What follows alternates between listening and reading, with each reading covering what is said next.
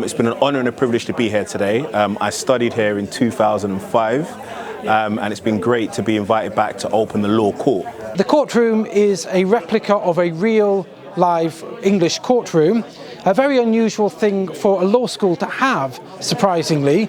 You might suppose all law schools have courtrooms, but actually very few have them, and even those that do don't let the students use them as a regular teaching space for experiential learning.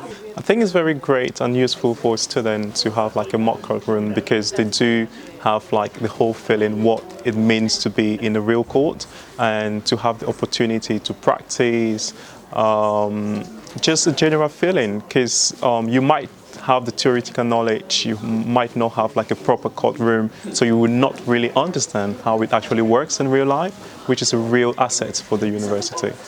So at the end of this event, we performed the last 10 minutes of a very famous case called the Crown against Dudley and Stephens. It's a 19th century case about a crew that had to eat the cabin boy when they were shipwrecked.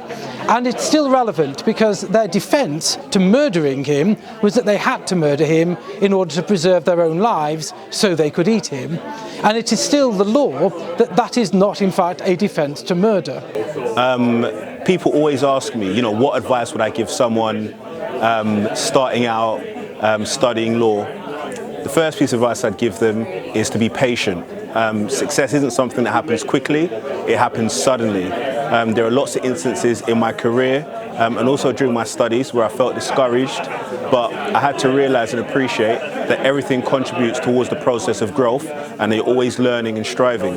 The second piece of advice I'd give is to be specific. A lot of students are not very deliberate and intentional about their careers. What happens is that they have a tendency of following the crowd and not necessarily devising a strategic plan. So my advice would be devise a plan and follow the plan.